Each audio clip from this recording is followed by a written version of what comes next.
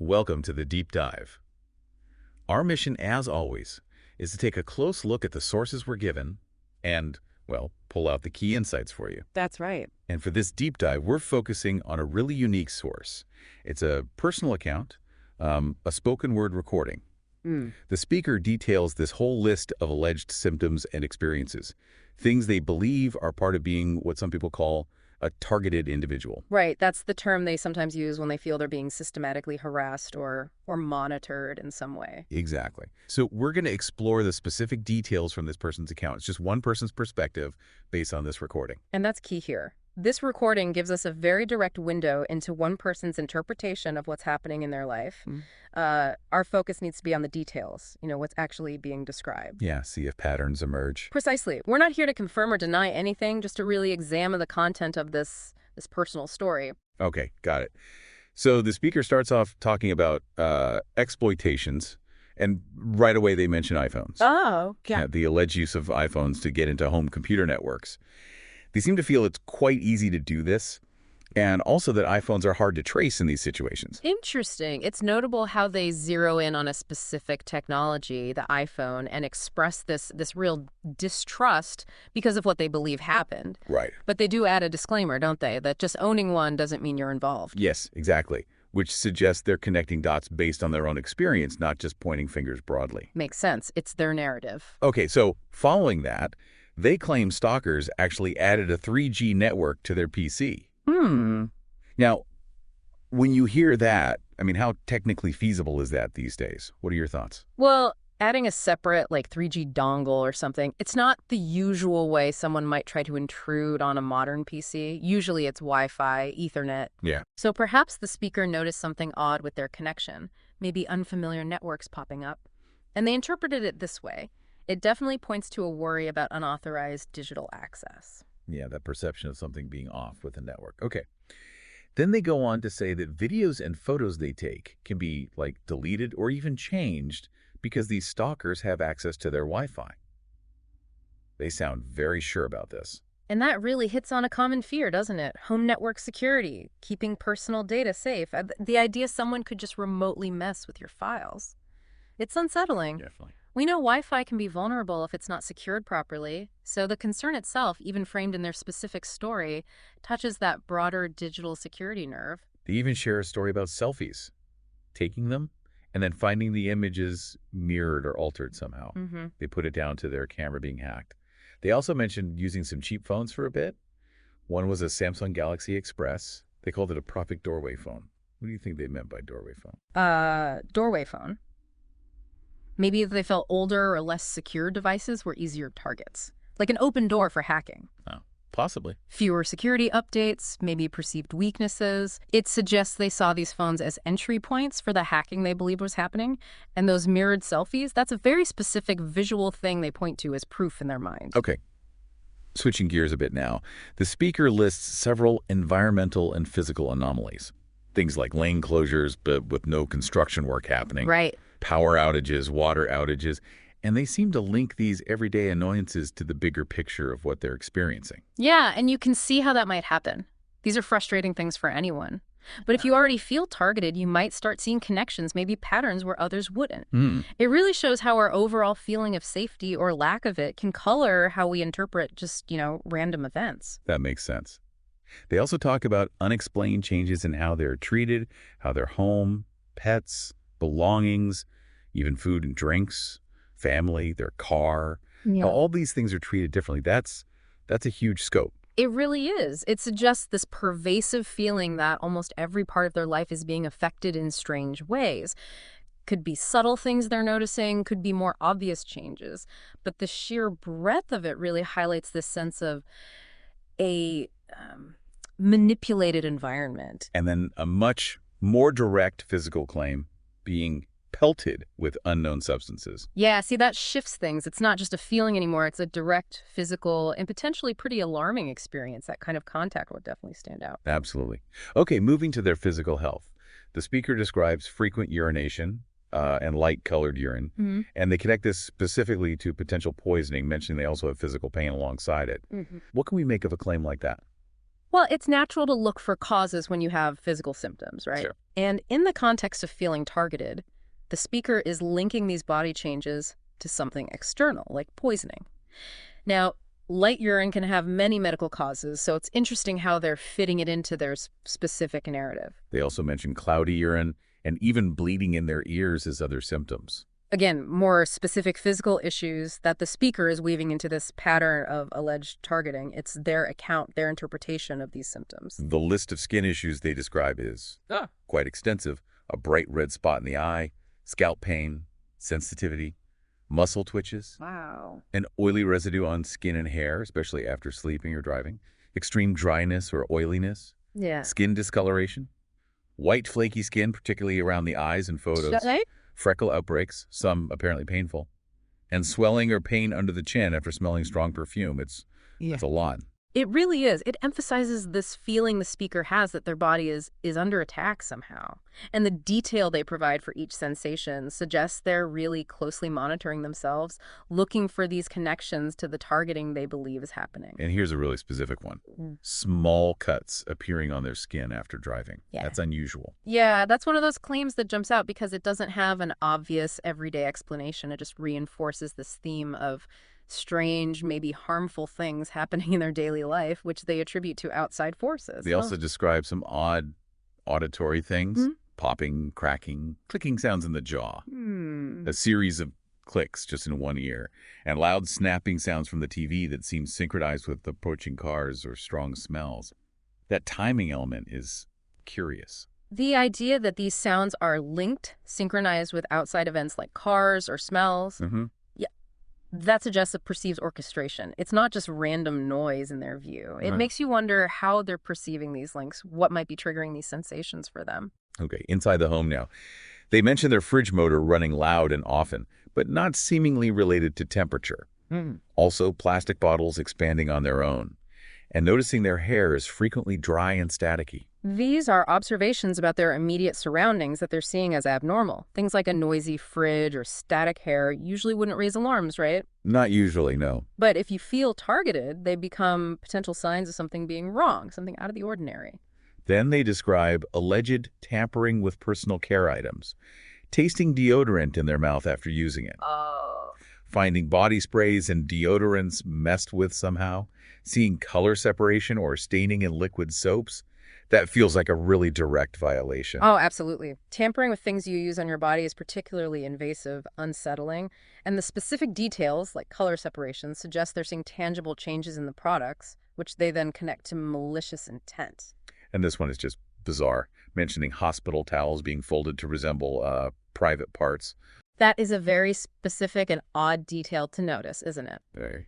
But it fits into this wider pattern of alleged harassment that seems to include things meant to be demeaning or psychologically disturbing, even in something as mundane as a folded towel. Right. So now the speaker shifts to what they term behavioral manipulation. They mention getting unexplained calls from places they just visited.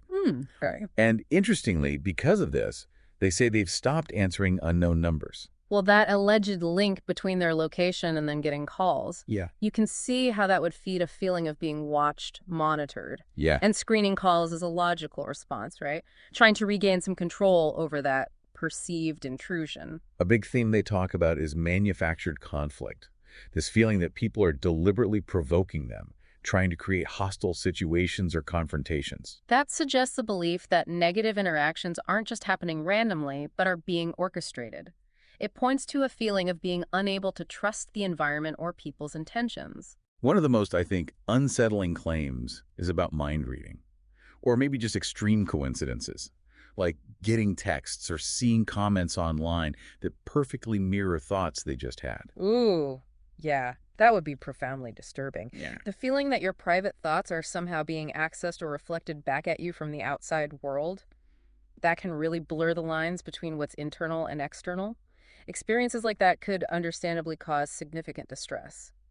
The speaker also alleges people have been spitting on their pillows, blankets, clothes, and pouring or flinging wax in their home. These sound like very deliberate acts of violation. Definitely. If these things are happening as described, they're not just annoyances, they're direct personal violations, creating a sense of defilement, making the speaker feel unsafe, uncomfortable in their own space. They also mentioned facial numbness and tingling, Yeah. and separately that their pets have become scared to go outside. Those seem like quite different phenomena. They do, on the surface.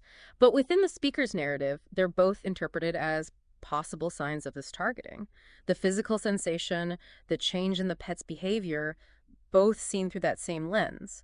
It suggests a very wide range of perceived impacts. The list keeps going with almost random seeming acts. Yeah. A fence getting knocked down but then repaired later, cupboards just being left open. What do you make of things like that? These intermittent, kind of pointless seeming acts can really add to a sense of unease. It creates this feeling that your environment is being subtly messed with, even in ways that don't have a clear goal. Right, just unsettling. Exactly. It's unsettling because it's hard to understand or predict. Then there are more aggressive descriptions. Mm. Perfume sprayed in their face, being sprayed with some kind of chemical. Mm. Doors slamming right as they walk by. Garage doors shutting as they approach. These sound much more confrontational. Yes, those alleged actions move into more direct, intimidating harassment. They seem designed to startle, maybe make the speaker feel threatened just moving around, create that sense of constant potential confrontation. And this one's really disturbing. A claim that someone entered their home while they were showering. Wow. Yeah, that's a major invasion of privacy and safety. Huge. Absolutely. That kind of intrusion, especially in such a vulnerable moment, would understandably ramp up feelings of fear and insecurity right inside their own home. They also mentioned persistent knocking. On doors, walls, windows. Just repetitive, unexplained sounds. That can be incredibly distressing. That kind of persistent noise without a clear source or reason can definitely function as psychological harassment, disrupting peace, creating anxiety. There's also the claim of someone leaving a car running for days on end and revving the engine. That seems very obvious, very disruptive. It does. If that's happening, it could easily be seen as a deliberate act of disturbance. Maybe drawing attention, being provocative, maybe just annoying. Harassment in public comes up too. Being followed or chased by cars, having names called out in stores, being physically blocked in shopping aisles. That would make just running errands incredibly stressful. Yeah, these alleged public incidents suggest the harassment isn't limited to their home. It extends out, affecting their ability to just move through public spaces freely.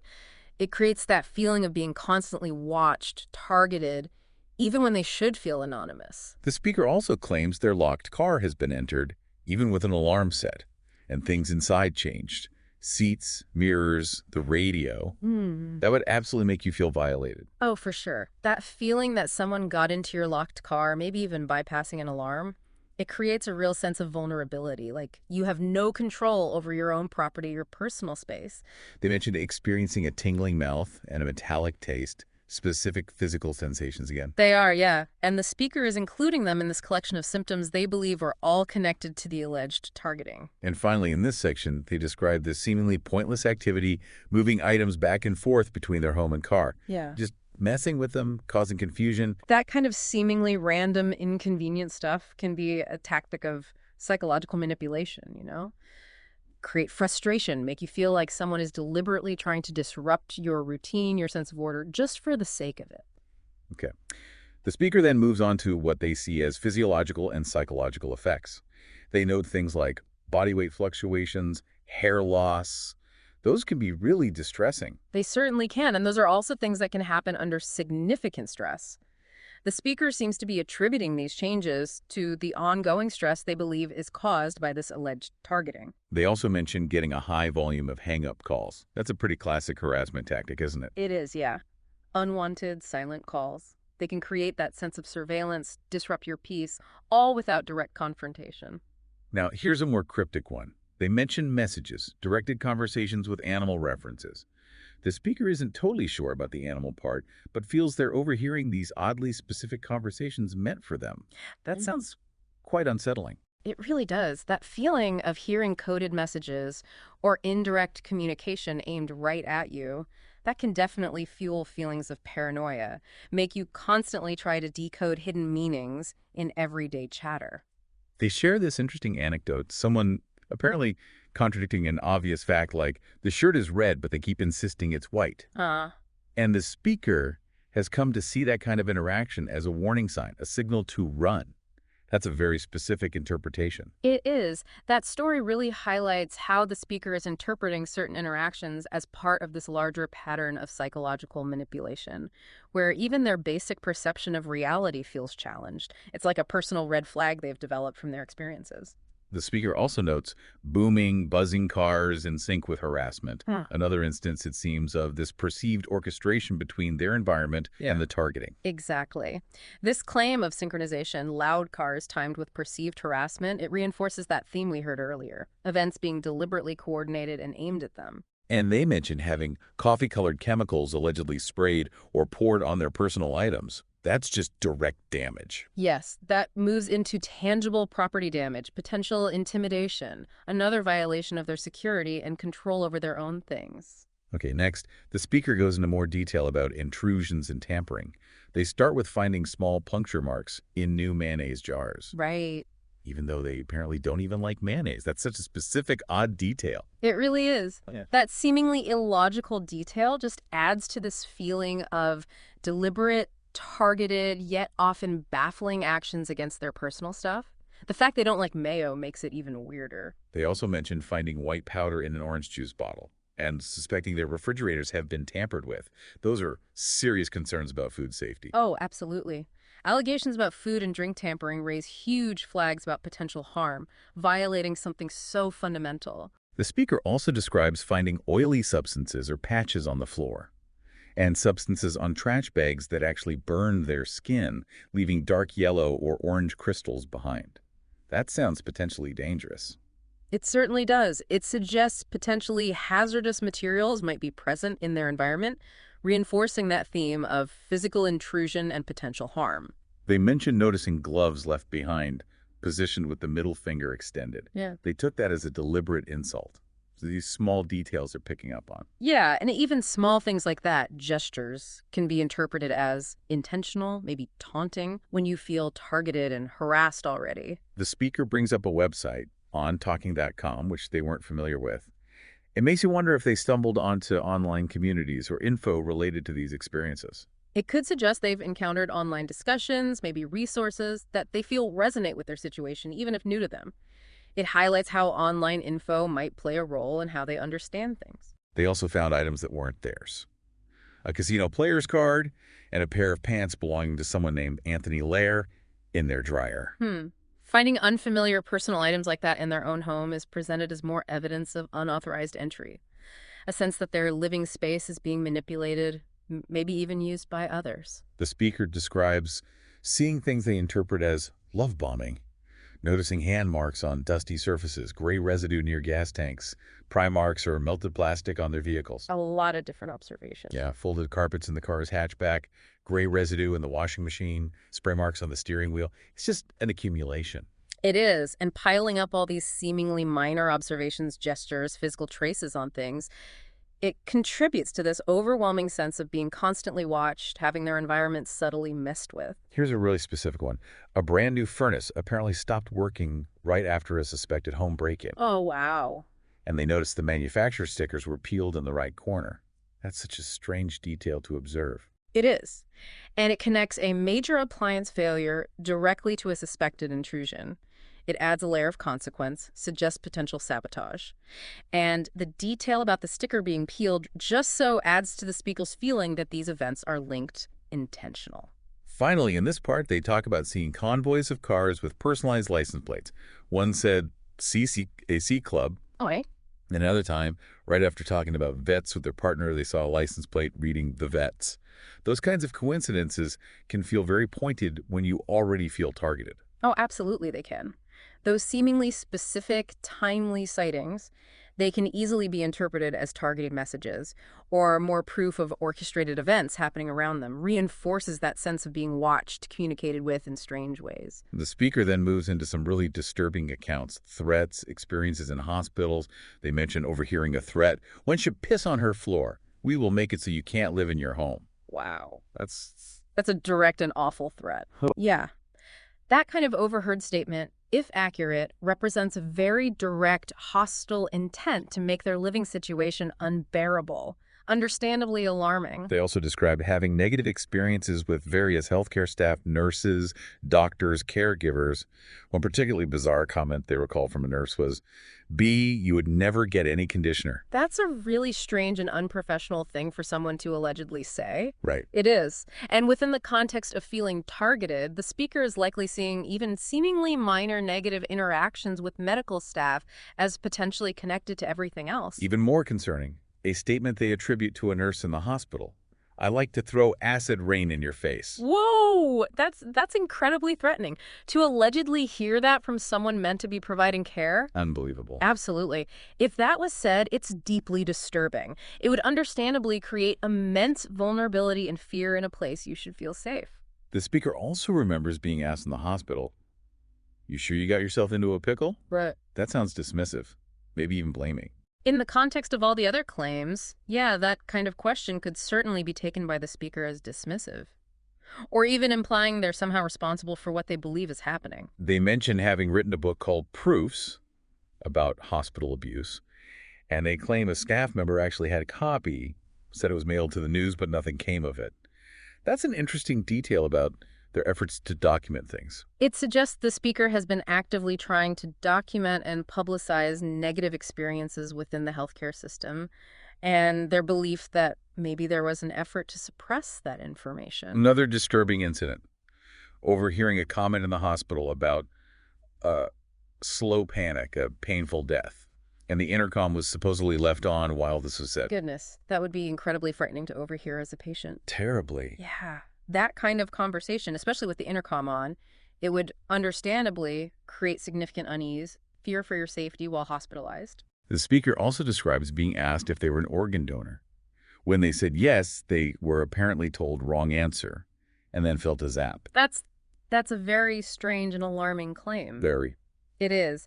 That kind of alleged reaction after a routine medical question is bizarre, deeply concerning, would understandably fuel distrust. And finally, in this section, they describe another alleged home entry by this Anthony Lair person and his girlfriend while the speaker was bathing. Oh, no. Loud bangs, spitting, name-calling, laughing. The speaker also noticed spit on their trash can lid afterward, and a light-up pillow had been turned on. Yeah. That's just a really direct, hostile intrusion. Yeah, that account describes a very direct, confrontational invasion of their home, involving defilement, intimidation, while the speaker was particularly vulnerable. The specific details, the spit, the pillow, just add to the disturbing nature of it. So, wrapping up with their final thoughts and advice, the speaker notes they listed 34 symptoms, but feels there are many more they didn't even cover. They talk about personally experiencing things like a permanent frowning expression, muscle twitches, having to adapt to new facial expressions. That suggests a real physical toll. It certainly does. And reflecting on the sheer number of symptoms really underlines their feeling that this is pervasive, multifaceted, affecting them deeply. And those involuntary physical changes, like a frown, that points to a lasting impact from these alleged experiences. They also mention noticing people copying their mannerisms, spitting, coughing, sneezing. That would feel incredibly pointed. Yes, that kind of perceived mimicry could easily be interpreted as deliberate mockery or harassment, contributing to that feeling of being constantly watched, maybe ridiculed. The speaker's advice to others is basically, be strong, don't let the alleged perpetrators break you. Yeah. And they feel that experiencing these things daily is like a current trend now. That's a strong statement. It is. It reflects their resilience, facing these claimed experiences and their belief that maybe others are going through something similar. They also mention personally experiencing needle poking and waking up with unexplained scars. That's a very concerning claim of physical harm. It is indeed. It represents a significant, disturbing part of their story, this idea of physical intrusion leading to unexplained injuries. The speaker ends by saying they feel overwhelmed, need a break from talking about it all, and their final words are, strong, survive. That really speaks volumes about the emotional burden. It really does. That concluding sentiment just underscores the huge emotional weight and also their determination to keep going despite the challenges they believe they're facing. So as we've heard, this deep dive looked into a personal account detailing just a massive range of alleged symptoms experiences, all attributed by the speaker to being a targeted individual. And just to reiterate, all the information we discussed came directly from that recording they provided. And it's clear the claims are unusual, often deeply disturbing. The sheer volume and variety of these alleged experiences, it certainly gives us a lot to consider. Absolutely. As you've listened to this whole extensive list, what patterns, if any, stood out to you? Well, several recurring themes seem pretty apparent in the speaker's account. There's that consistent worry about technology intrusion, manipulation. Right, the digital side. Yeah. Yeah. Then there's the feeling that their physical environment is being subtly altered or interfered with. A lot of reported physical anomalies and sensations, experiences of what they see as behavioral interference, psychological The manipulation. conflict, the weird coincidences. Exactly. And claims of direct intrusions into their personal space, their home, their belongings. The speaker seems to consistently interpret a really wide array of events through this lens of intentional targeting. It really does make you think about the nature of these kinds of claims and the profound impact they must have on someone who genuinely believes they're going through all this. It does, and it raises a really crucial question, I think, for you, the listener. In a world that's so interconnected now with technology everywhere and where people's experiences can be so incredibly diverse, how do we understand claims of such intricate, pervasive forms of alleged targeting like this?